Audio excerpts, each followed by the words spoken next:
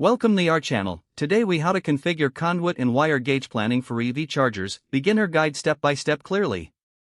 To configure conduit and wire gauge planning for EV chargers, begin by assessing your installation site. Identify the location of the EV charger and the nearest power source. Measure the distance between the EV charger and the power source.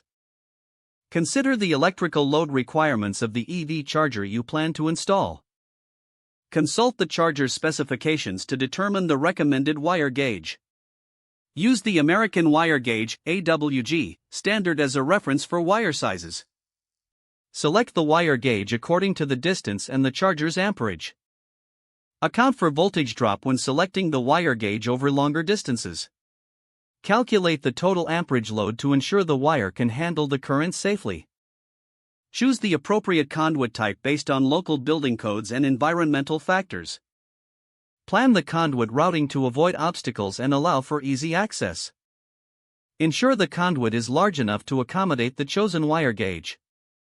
Consider using a conduit fill chart to determine the maximum number of wires in the conduit. Secure the conduit to the walls or structures as per the manufacturer's guidelines. Install junction boxes if necessary, ensuring they are accessible for future maintenance. Label all wiring and conduit for easy identification and compliance with safety standards.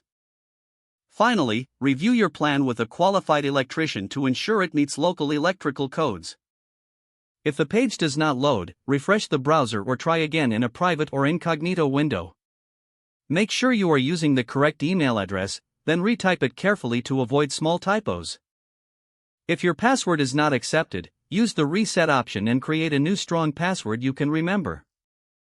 Check your spam folder for verification or security emails, then complete any requested confirmation steps. Enable two-factor authentication if available to improve account security and reduce unauthorized access risk.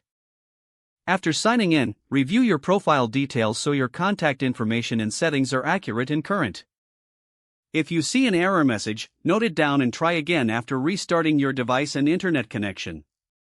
Log out when you finish, especially on shared devices, to keep your account and payment information secure. If the page does not load, refresh the browser or try again in a private or incognito window. Make sure you are using the correct email address, then retype it carefully to avoid small typos. If your password is not accepted, use the reset option and create a new strong password you can remember. Don't forget to like this video and subscribe to our channel for more step-by-step tech guides.